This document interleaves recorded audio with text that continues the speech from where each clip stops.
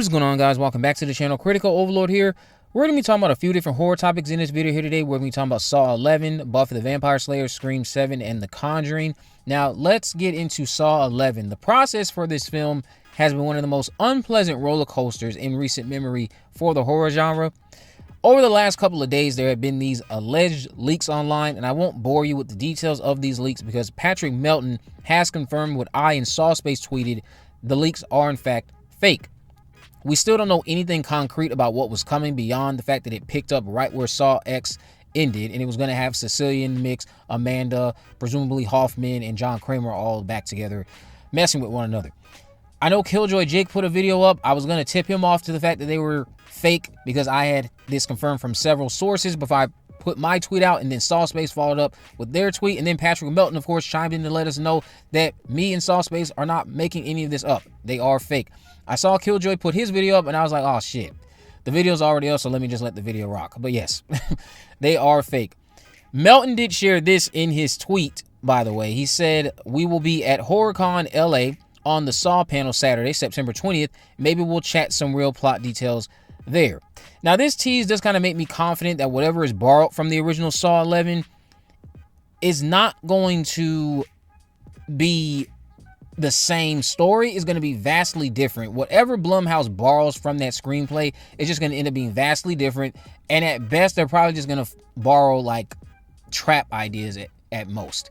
They're not going to borrow a lot of things with Cecilia and whatever was going on with Amanda Hoffman. It's going to be completely new. It's probably going to go down that path of being a sequel, requel to the first film, keeping John Kramer alive, and they'll try to go from there.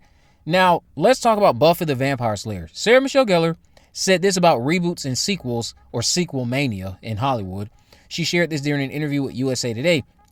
I feel like people are really hard on it, but you never get mad every time someone does a new adaptation of Shakespeare or any of the classics.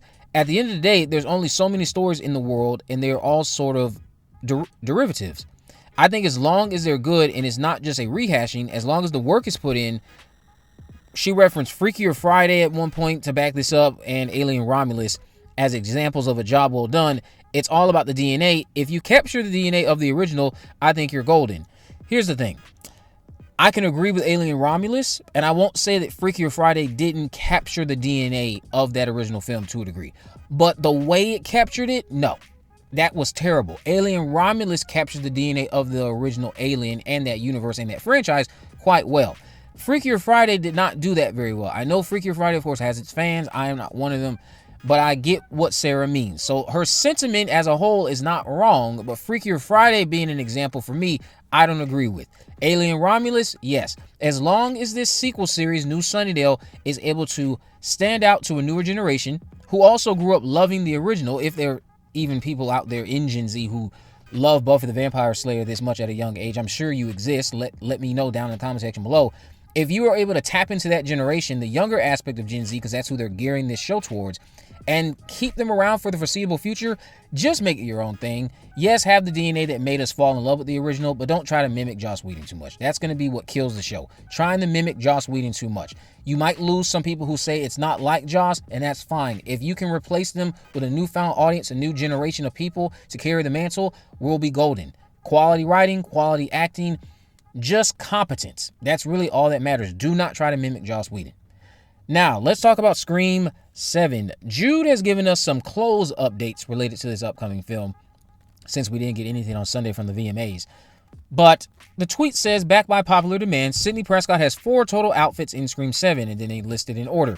White shirt, first appearance after the title cards, navy striped shirt with black pants, plain silky black tee, a jacket plus maroon hoodie layered over a white tee with black pants. Now, since this is in order, we know the last one is her Ghostface reveal third act attire, and it sounds in line with her looks during the OG trilogy. And from what I've seen, she looks quite amazing. I'm just going to throw that out there. But from what I've also heard from someone who has seen the film, Sydney's friend, played by Anna Camp, wears a pink sweater at some point in the movie, and her son wears a jean jacket.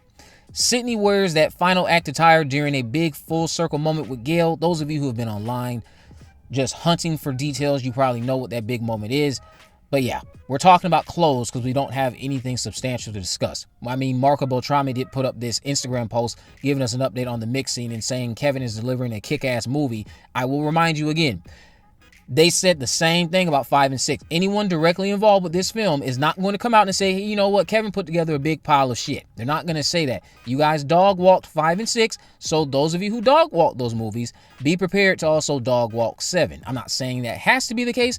I'm just saying, don't just go into this so certain it's going to be good just because it's about Sidney Prescott again. And we're really going to start to see if the criticisms for 5 and 6 were rooted in wanting to criticize, or were they just because Sidney Prescott wasn't at the center of it all, and any negativity in the 7th film will be discarded because it's about Sidney.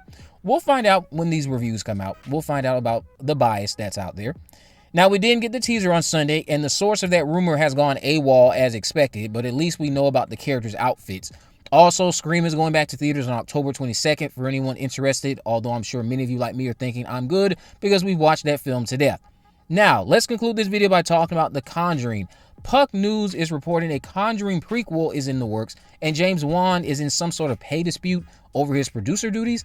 Atomic Monsters' deal requires Warner's to credit and pay Wan on all future Conjuring movies, as well as a planned TV series, and despite Last Rites being positioned as the final film in the saga, Warner's New Line division is already plotting a potential prequel, I'm told. Given the box office numbers, of course they are. But Wan, who also launched the Saw and Insidious horror franchises, wants to be paid more for his producing services. Remember, Blumhouse acquired Atomic Monster last year, and since then, Brian Lord has made multiple trips to the Warner's lot to press for better economics for Atomic Monster on Conjuring. Wan initially wanted 50% of future movies, then lowered the ask to 25% for an initial follow-up film, and 50% after that. Warner's is still balking, and Wan is threatening to walk away. Variety also reported that the TV show is moving forward, so the Conjuring TV series is currently in development at HBO Max, has taken a big step. Variety has learned exclusively from sources that Nancy Wan has boarded the project to serve as writer, executive producer, and showrunner. In addition, both Peter Cameron and Cameron Squires are attached to write on the series. So, as many of us already knew and expected from the other news that was out prior to them billing this as the last entry in the mainline series, the Conjuring Universe is not going to die. What that prequel film looks like, I can only imagine. I would prefer it be something along the lines of a young Ed and Lorraine Warren tackling their first case in-depthly. That flashback that we got at the beginning of the film, I would like to see a full-length film on that, if it can be done.